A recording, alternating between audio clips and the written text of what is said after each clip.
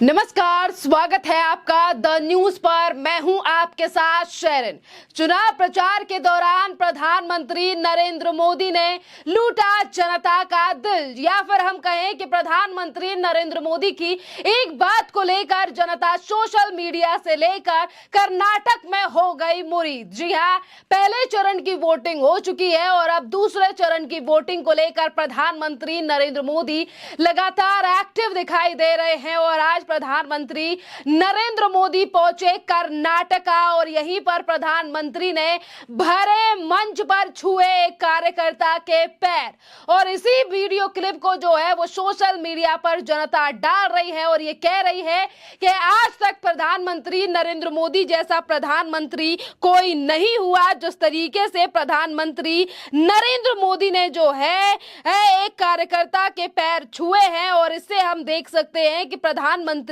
नरेंद्र मोदी जो है वो कार्यकर्ता को ही, यानी कि अपनी पार्टी के जो कार्यकर्ता हैं और जो लोग हैं उन्हें ही भगवान मानते हैं। जी हाँ, इसी तरीके की बातें जो हैं वो आज जनता करती हुई नजर आ रही है और देखिए वही जनता यह तक कह रही है कि पीएम मोदी जो भरोसा सिर्फ जनता की सेवा के लिए पैदा हुए, उनके अगर पैर कोई छुए तो ऐसा जवाब मिलता है। एक के बदले जो है वो प्रधानमंत्री नरेंद्र मोदी ने 4 बार पैर जो है वो एक कार्यकर्ता के छुए हैं और ये पहली बार नहीं है। देखिए, प्रधानमंत्री नरेंद्र मोदी ने जो है वो इसी तरीके से कई बार पैर छुए, पैर भी धुलाए और इसी तरीके की वीडियो, यानी कि पहले भी प्रधानमंत्री नरेंद्र मोदी इस तरीके की चीजें कर चुके हैं और राम मंदिर बनाने वाले वो कार्यकर्ता, यानी कि कारीगर हो या फिर वो तमाम लोग हो, और कई बार जो है वो हमने प्रधानमंत्री नरेंद्र मोदी को इसी तरीके से देखा है कि किस तरीके से चाहे फिर वो गरीब हो या फिर वो पार्टी का कार्यकर्ता हो, उसका सम्मान जो है वो प्रधानमंत्री किस तरीके से करते हैं। और आज यही वीडियो, यानी कि ये जो 8 सेकंड की क्लिप आप सोशल मीडिया, ये यानी कि स्क्रीन पर देख रहे हैं, देखिए किस तरीके से प्रधानमंत्री नरेंद्र मोदी जो हैं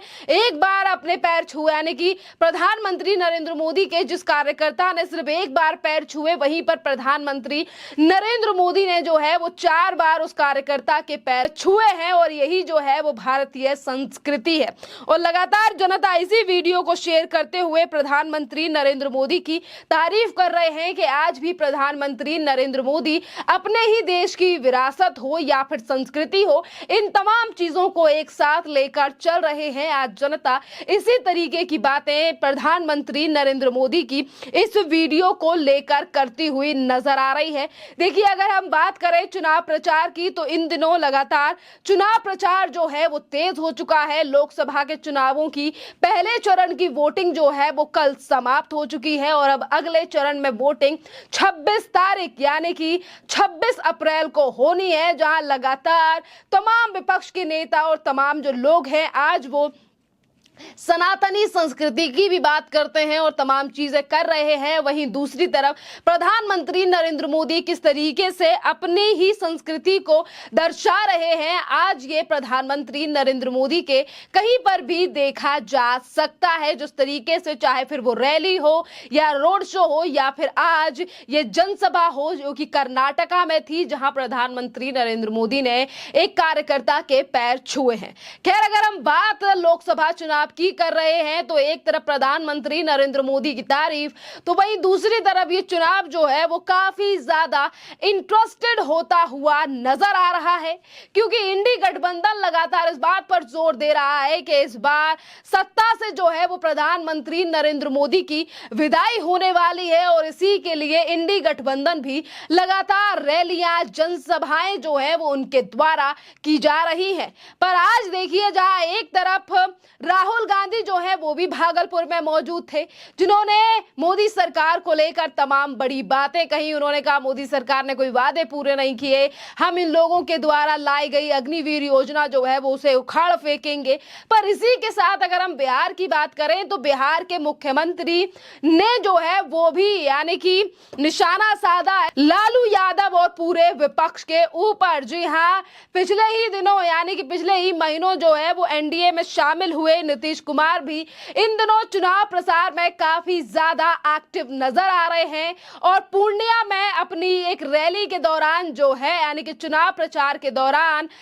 मुख्यमंत्री नीतीश कुमार ने लालू यादव के ऊपर कटाक्ष किया, वो भी बिना नाम लिए हुए। जी हाँ, दरअसल नीतीश कुमार ने चुनाव प्रचार के दौरान भाई भतीजावाद और भ्रष्टाचार के आधार पर लालू यादव पर जमकर हमला बोला और उन्होंने ये तक कहा कि भ्रष्टाचार के मामलों के कारण यानी कि लालू यादव को अपनी गद्दी छोड़नी पड़ी, जिसके बाद उन्होंने अपनी पत्नी को मुख्यमंत्री बनाया और अब वह अपने बच्चों को बढ़ावा दे रहे हैं। इसी के साथ नीतीश कुमार ने कहा कि उन्होंने कई बाल बच्चे पैदा किए, क्या किसी को इतना बाल बच्चा पैदा करने की जरूरत है? लालू परिवार के खिलाफ अपना हमला जारी रखते हुए नीतीश कुमार ने कहा उनकी बेटियां और 2 बेटे पहले से ही सक्रिय राजनीति में हैं और ये वास्तव में क्या करते हैं? अपनी सनसनीखेज टिप्पणियों से जो है वो सिर्फ और सिर्फ सुर्खियां बटोरते हैं। इसी के साथ देखिए लगातार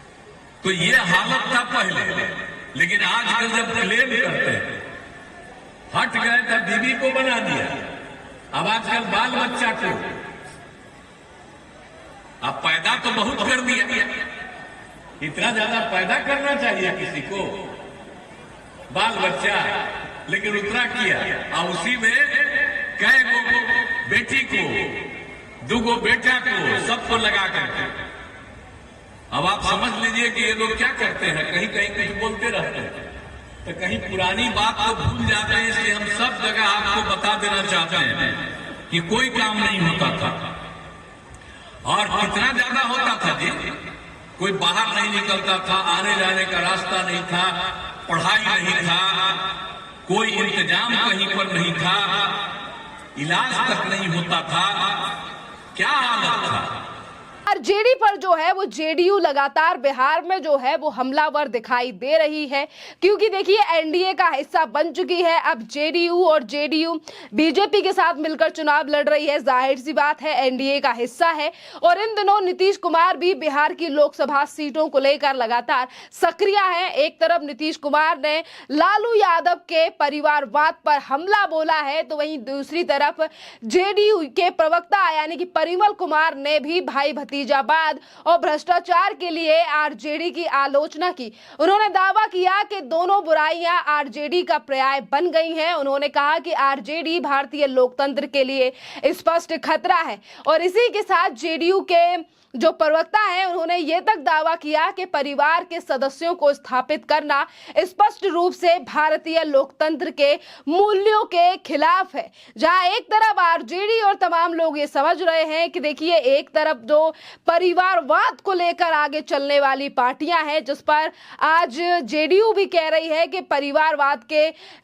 सदस्यों को स्थापित करना जो है वो भारतीय लोकतंत्र के खिलाफ है, पर जो पार्टियां अभी तक सालों से परिवारवाद चलाती हुई आई है, आज वही